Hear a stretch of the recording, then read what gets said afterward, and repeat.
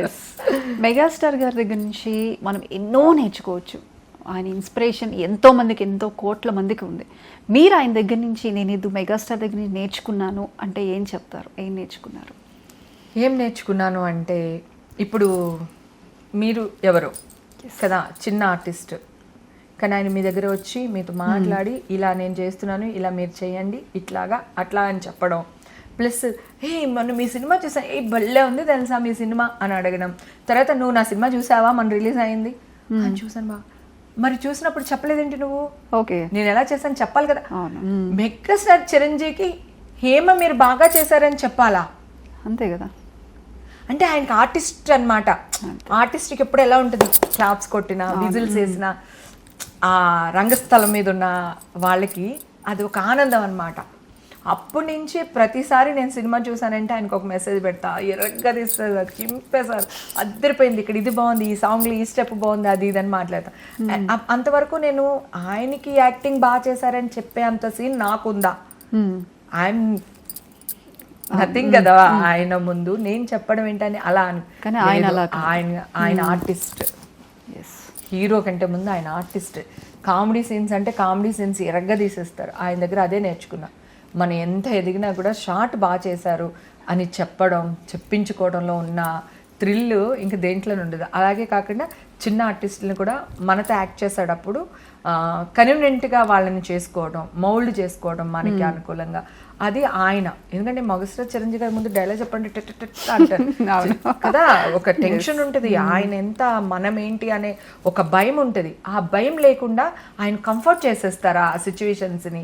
ఒక బ్రహ్మానందం గారు ఉన్నారనుకోండి, ఆయన మీద ఒక జోకేసో లేదా నన్ను ఇంకొకరిని అలా అనేసి అక్కడ అంతా ఫ్రీ అయిపోతాం. అప్పుడు ఆయన చిరంజీవి గారిలో కనిపించరు. సినిమాలో ఒక హీరో క్యారెక్టర్, అది మేము ఆ హీరో క్యారెక్టర్తో మాట్లాడుతున్నాము అనే ఇది చేసేస్తారు. అవన్నీ నేను చాలాసార్లు ప్రాక్టికల్గా కూడా నేను నా చుట్టూ ఉన్న వాళ్ళని, అమ్మాయిలు వీళ్ళందరూ యాక్ట్ చేస్తారు కదా, వాళ్ళు కొంచెం భయపడితే కూడా నేను అదే చెప్తా ఉంటాను. ఏం కాదు, బ్రహ్మానందం గారు మనోళ్ళే, డైరెక్టర్ మనోళ్ళే, ఏం పిచ్చిదాని నువ్వు దా కమాన్ అని చెప్పేసి వాళ్ళని కలిపేసుకుని వాళ్ళతో యాక్ట్ చేస్తుంటాం. అందుకే మేము చేసిన సీన్స్ అన్ని చాలా పండుతాయి, అంటే న్యాచురల్గా ఉంటాయి. అక్క పిన్ని వదిలిగా చేసినప్పుడు చిన్నపిల్లలు ఉంటారు, పెద్దోళ్ళు ఉంటారు, ముసలాళ్ళ క్యారెక్టర్స్ ఉంటాయి. అవన్నీ వాళ్ళందరినీ కలిపేసుకోవడం అలవాటు చేసుకున్నాను. ఆ కలుపుకోవడం వల్ల అది స్క్రీన్ మీద కనిపిస్తుంది. ఆయన డాన్స్లో కూడా ఆయన యాక్ట్ చేస్తారు. చాలామంది డాన్సే చేస్తారు, ఆయన డాన్స్లో యాక్ట్ చేస్తారు. డాన్స్ మూమెంట్ అంతా చేసేసి అంటారు, ఫేస్లో ఎక్స్ప్రెషన్స్ ఉంటాయి ఆయనకి, ఏం చేసిన ఎక్స్ప్రెషన్స్ అవన్నీ. ఆయనకంటే ఒక డిఫరెంట్ స్టైల్ ఉంటుంది. ఆయన డాన్స్ చేసినప్పుడు ఆయన ఎక్స్ప్రెషన్స్ చూడాలనిపిస్తుంది. డాన్స్ మూమెంట్ మిస్ అవుతాం, ఎక్స్ప్రెషన్స్ మిస్ అవుతాం అసలు. ఆయన అలాగే ఫైట్ చేసినప్పుడు కూడా అంతే, ఎక్స్ప్రెషన్స్ మస్ట్ అండ్ షుడ్ ఆయనకి. అందుకే ఆయన చేసే డాన్స్ చాలా అందంగా అనిపిస్తుంది మనకి, ఆయన ఎక్స్ప్రెషన్స్ వల్ల క్యారీ చేస్తారు డాన్స్ తో పాటు కూడా. కానీ ఇప్పుడున్న జనరేషన్ కి వాళ్ళ మనవడితో కూడా పోటీ పడగలరు ఆయన, అంతా ప్రాక్టీస్ చేస్తారు ఆయనకి. ఒకసారి నేను విన్నాను, అప్పటికి ఇంకా నేను చిరంజీవి గారితో మూవీస్ చేయలేదు, కానీ తెలుసు చిరంజీవి గారికి నేను తెలుసు, నాకు చిరంజీవి గారు తెలుసు. నమస్తే అండి అంటే నమస్తే అలా అనమాట. ఆ టైంలో ఒక సాంగ్కి ముఠామేస్త్రి సాంగ్ అనుకుంటా, పాపం ఆయనకి బ్యాక్ పెయిన్ అంటే విపరీతంగా, ఆ బ్యాక్ పెయిన్తో ఆ సాంగ్ చేశారు. పైగా ఆ సాంగ్ మూమెంట్స్ ఏంటి, షోల్డర్ మూమెంట్స్, బ్యాక్ మూమెంట్స్ అవి. అక్కడ అలా చేసేసి హుషారుగా క్లాప్స్ కొట్టించేసుకుని డాన్స్ చేసి రూమ్లోకి వెళ్ళి పడిపోయే వాళ్ళంట పాపం. అప్పుడు స్ప్రేలు కొట్టి అవి కొట్టి డాక్టర్స్ థెరపీ అంతా చేసి ఇవి చేసేవాళ్ళంట. మళ్ళీ బయటకు వచ్చి మళ్ళీ ఆ మూమెంట్ వన్ మోర్ అంటే మళ్ళీ అంతకంటే బ్రహ్మాండంగా వన్ మోర్ చేసేవాళ్ళు ఆయన. అంటే ఎంత హార్డ్ వర్క్ చేస్తే ఈరోజు ఆయన అక్కడ ఉన్నారు. నాలాంటి పిచ్చి అభిమానులు కోసేసుకుంటారు ఆయన అంటే. ఇంతమంది ఉన్నారంటే ఊరికే రారండి. అవును. అంటే మీరు యాజ్ ఏ ఫీమేల్ కమెడియన్గా, అంటే ఎన్నో మీరు చేసిన క్యారెక్టర్స్ ఆల్మోస్ట్ 99% కామెడీ రోల్స్ ఎక్కువ ఉంటాయి. ఇప్పుడు చిరంజీవి గారికి కూడా ఒక టైమింగ్ అనేది ఉంటుంది కామెడీకి. ఎంత పెద్ద పక్కన కమెడియన్ ఉన్నా కూడా ఆయనకంటూ ఒక డిఫరెంట్ కామెడీ టైమింగ్ ఉంటుంది. ఏం చెప్తారు దాని గురించి? అదే చెప్పాను కదా, చంటబ్బాయి సినిమా చూస్తే 100 సార్లు చూసినా మళ్ళీ ఫ్రెష్గానే కనిపిస్తుంది మనకి, మళ్ళీ నవ్వుతాము.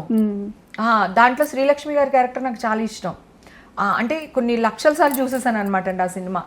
సో నేను శ్రీలక్ష్మి గారి లాగా పేరు తెచ్చుకోవాలి, ఇండస్ట్రీకి వెళ్తే శ్రీలక్ష్మి గారి లాగా పేరు తెచ్చుకోవాలి అనుకునేదాన్ని. కరెక్ట్గా ఆవిడ లాంటి క్యారెక్టర్సే పడినాయి అనమాట అండి. ఆవిడ శ్రీలక్ష్మి గారితో చేసిన శ్రీలక్ష్మి గారు లాగానే ట్రై చేస్తారు ఆయన. బ్రహ్మానందం చేస్తే బ్రహ్మానందం, ఆయన మెగాస్టార్ చిరంజీవి కాదు, ఇంకొక బ్రహ్మానందం పక్కన చేస్తున్నట్టు ఉంటుంది. ఆయన అలా క్యారెక్టర్లో మమేకం అయిపోతారు అంటారు కదా, అలా చేస్తారు ఆయన. పరకాయ ప్రవేశం చేసేస్తాడు ఈయన. కామెడీ చేసినప్పుడు కామెడీ, హీరోగా అంటే హీరో, విలన్ అంటే విలన్, యాక్షన్ అంటే యాక్షన్, రొమాన్స్ అంటే రొమాన్స్. అబ్బా నీలాంటి మగ మహారాజే ఆ సాంగ్ అసలు ఇంత డ్రెస్ వేస్తారు చిరంజీవి గారు తెలుసా, సెక్సీ డ్రెస్ అసలు చిరంజీవి గారిది. చిన్న డ్రెస్ వేసుకుని ఒకటి ఇలా చెక్స్ జుబ్బ లాంటిది ఉంటుంది, ఇంతే డ్రెస్ అయింది. అమ్మాయిలు ఎక్స్పోజ్ చేయడం చూసాం, హీరో ఎక్స్పోజ్ చేసి నచ్చింది చూసుంటారా మీరు? ఈసారి ఇంటికి వెళ్ళిన తర్వాత చూసి ఉండకపోతే ఇంకొకసారి ఆ సాంగ్ చూడండి. రాక్షస సినిమాలో విలన్ వైఫ్ తో సాంగ్ ఇది, మళ్ళీ హీరోయిన్ తో కూడా కాదు, విలన్ వైఫ్ తో సాంగ్. ఎంత సెక్సీగా ఉంటారంటే అసలు బాబోయ్ చెప్పలేము అసలు. వినాలి ఈ మాట, సెక్సీగా ఉంటారని తెలుసు. నన్ను ఎలాగ తింగరదని అని అంటారు కదా, నా మనసులో ఏమున్నాయని అన్ని చెప్పేస్తూ ఉంటాను. నేను ఎప్పుడైనా మాట్లాడినప్పుడు సందర్భం దొరికినప్పుడు నాతో బాగానే మాట్లాడతారు. నాకు ఆ టైం దొరుకుతుంది, ఆ 5 నిమిషాలు 2 నిమిషాలు 3 నిమిషాలు హ్యాపీగా ఆ టైం స్పెండ్ చేసి మాట్లాడతాం. షూట్కి వెళ్ళినా ఎక్కడికి వెళ్ళినా సో హ్యాపీ అనమాట. వెళ్ళే టైం కూడా కొంచెం లంచ్ టైమో లేదా ఈవినింగ్ స్నాక్ టైమో అలా చూసుకుని వెళ్తే, ఎప్పుడైనా నాకు చూడాలనిపించింది, ఒకసారి వెళ్ళాలనిపించింది, లేకపోతే నాకు ఏదైనా ఇష్యూ ఉంది, ప్రాబ్లం ఉందా, లేకపోతే నాకు ఇంట్లో ఏదో శుభకార్యం జరుగుతుంది, ఆయనకి నోటీస్కి తీసుకెళ్ళాలి అన్నాడప్పుడు వెళ్తాను. నాకు చాలా హ్యాపీ. చెప్పాను కదా, కార్ కొనుక్కున్నప్పుడు వెంటనే కీ తీసుకున్నాను. అసలు అంటే చిరంజీవి గారి ఇంటికి వెళ్తాను, నాకు తాంబూలం పెడతారు అనే నాకు తెలీదు. ఆ తెలియకుండా చిరంజీవి గారి మీద అభిమానంతో వచ్చాను. అమ్మకి ఎంత క్రెడిట్ ఉందో చిరంజీవి గారికి దానికంటే డబుల్ క్రెడిట్ ఉంది. సో మా అమ్మ కంటే కూడా చిరంజీవి గారు ఇది ఎక్కువ ఉంది నా మీద ఇన్ఫ్లుయెన్స్.